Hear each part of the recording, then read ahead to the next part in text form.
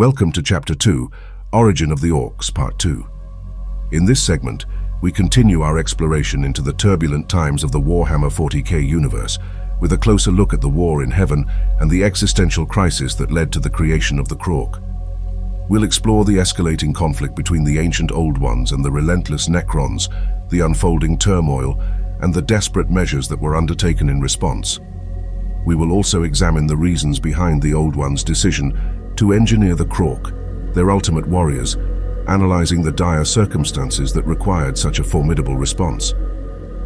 Join us as we navigate through the events that led to the birth of the Krork that would eventually evolve into the Orks, shedding light on their significant impact on the galaxy's history.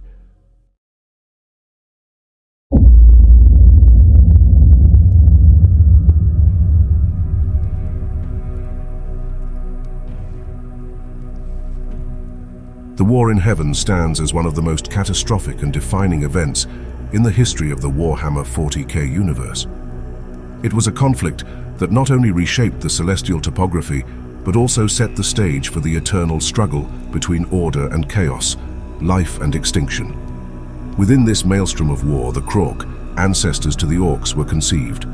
Created by the Old Ones during this time of ultimate crisis, they were beings designed for the very heart of battle, personifying the grinding attrition that characterized the war in heaven. This was their origin, their destined role, and the arena in which they were meant to flourish and multiply. In the serene expanse before the cataclysm known as the War in Heaven, the galaxy thrived under the stewardship of the Old Ones, an advanced and seemingly eternal race whose mastery over life and the cosmos rendered them akin to gods in the eyes of less evolved beings. This golden epoch was characterized by peace and an explosion of life throughout the stars, with the Old Ones seeding numerous planets, giving rise to various species, including the noble elder and even humanity's distant ancestors.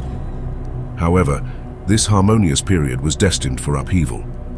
The Necrontyr, a race cursed with ephemeral lifespans due to the harsh radiation from their sun, envied the Old Ones' longevity and galactic dominion.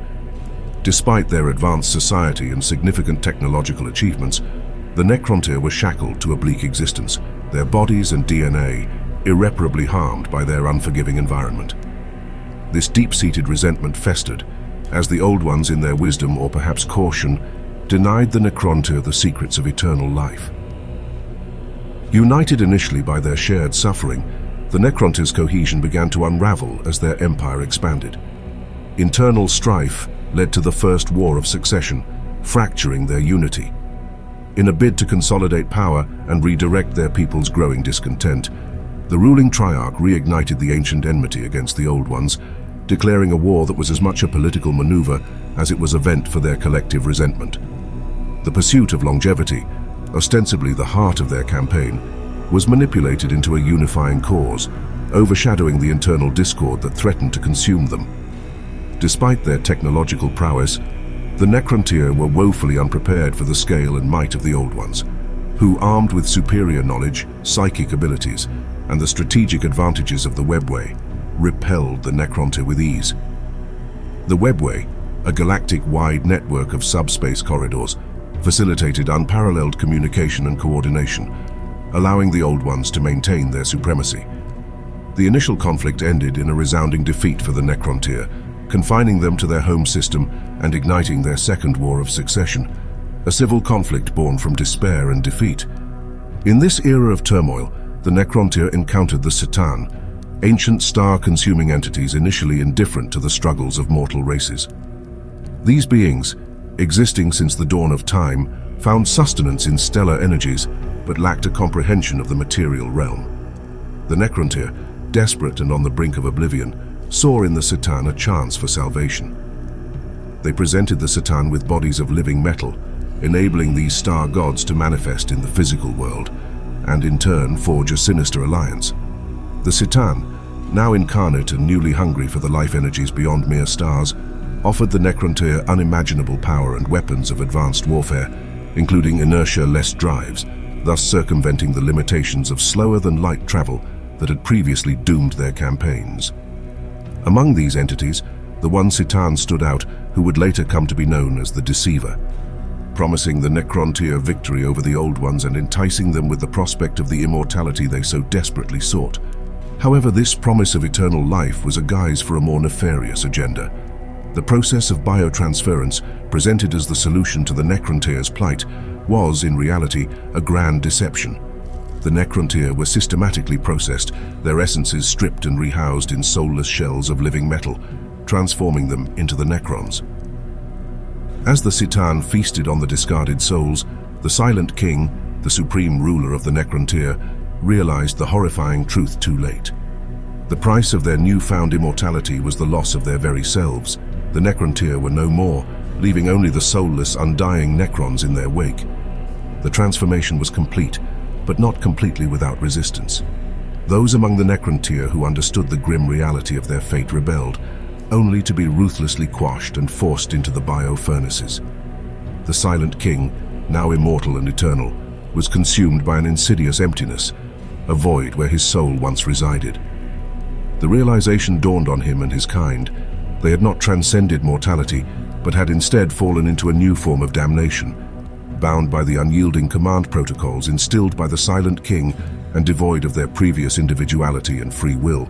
The Necrons emerged as a monolithic force of retribution.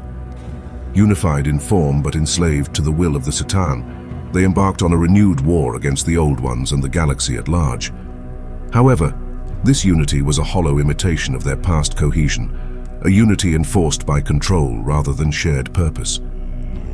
The war in heaven, thus reignited, would unfold not as a mere battle for supremacy, but as a tragic saga of loss, transformation, and the relentless pursuit of accursed immortality.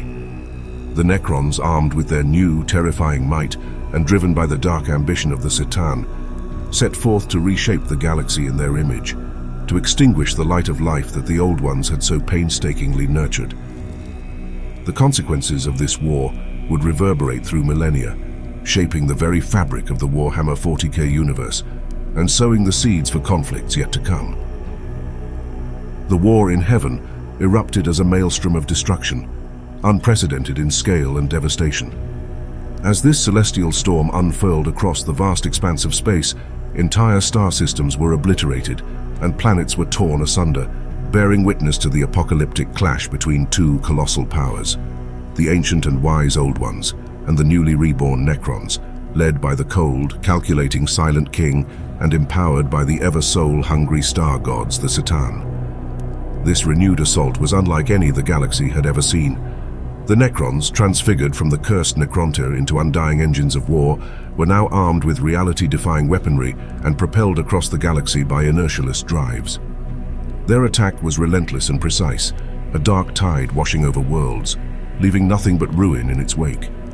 Empowered by the Citan, who had feasted on the essence of the Necrontyr, the Necrons unleashed forces unfathomable, even in the darkest corners of the modern Imperium.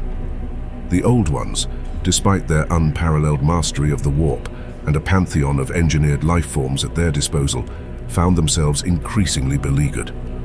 The strategic genius of the Silent King and the unending, undying legions under his command pushed the Old Ones to the brink. As world after world fell, the galaxy itself became a casualty. The relentless combat between these godlike forces, using reality-destroying weapons that should never have been unleashed, began to fracture the very structure of the cosmos, with even the warp's fabric twisting and beginning to change under the immense strain of their conflict. In this dire hour, the Old Ones desperately sought to stem the dark tide of the Necrons. Initially, they fought as they had in ages past, relying on their profound warp abilities and the martial prowess of their creations. Yet, as the war escalated, it became clear that their conventional strategies were faltering against the inexorable Necron advance. Faced with potential annihilation, the Old Ones leveraged their unparalleled powers of creation, forging new races to serve as their soldiers in this cosmic struggle. Among these were the Eldar, a race endowed with potent psychic abilities and designed to counter the growing Necron threat. The Eldar, along with other engineered warriors, began to turn the tide in isolated engagements, showcasing their capability to stand against the relentless march of the Necrons. Despite these successes, the broader conflict teetered on the edge of disaster.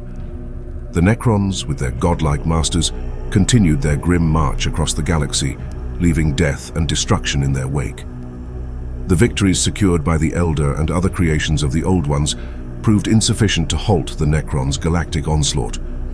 As the war in heaven raged on, the Old Ones found themselves besieged, their creation-filled galaxy now a sprawling battlefield against the relentless tide of the Necrons and their malevolent Citan overlords.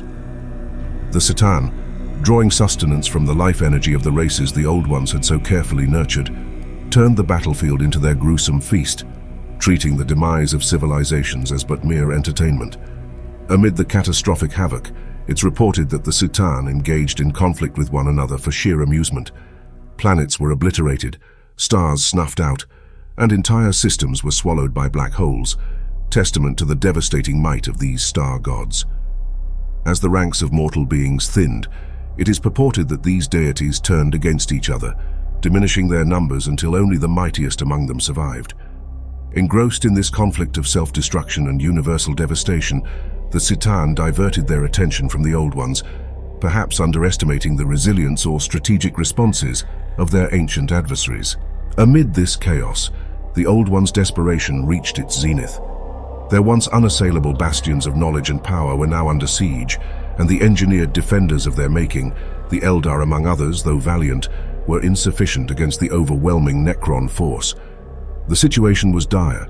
The balance of the galaxy teetered precariously on the brink of eternal darkness. It was within this atmosphere of escalating despair that the Old Ones, in an act of unparalleled urgency, embarked on their final gambit. Recognizing the dire need for a new class of defenders, they tapped into the deepest wells of their creationary powers to engineer a race unlike any other, the Krork. These beings were not just another addition to the fray. They were the embodiment of the Old Ones' last stand, a testament to their resolve to repel the encroaching shadow of extinction. The Krork, precursors to the modern-day Orks, were conceived in the crucible of the galaxy's darkest hour. Towering and formidable, they were entities designed for the sole purpose of grinding attritional war, a purpose etched into every fiber of their being. With an innate atonement to the chaotic energies of the warp and endowed with unparalleled strength and aggression, the Krork represented the Old Ones' ultimate warriors, deployed across the galaxy to halt the Necron advance. The stage was thus set for an epoch-defining confrontation, a moment in cosmic history that would forever shape the narrative of the Warhammer 40k universe. In this pivotal instance, the Krork took to the battlefield not just as warriors, but as the living embodiment of the Old Ones' last hope, their final attempt to restore balance and fend off the dark tide of annihilation brought forth by the Necrons and the Citan. This was the ultimate gamble, a final act of defiance in the face of overwhelming darkness, where everything that the Old Ones had cherished and nurtured was at stake. Thank you for accompanying us through Chapter 2, Origin of the Orks, Part 2. We trust that delving into the war in heaven and the pressing crises that led to the creation of the Krorks has enriched your comprehension of the intricate Warhammer 40,000 cosmos. Yet our journey through the annals of Ork history is far from complete. In our forthcoming segment, we will further explore the significant role played by the Krorks during the War in Heaven and the end to the War in Heaven. The saga of their evolution and the impact of their legacy on the galaxy promise to be as riveting as they are revealing. Your enthusiasm and support propel our deep dive into the dense narrative of this dark and expansive universe.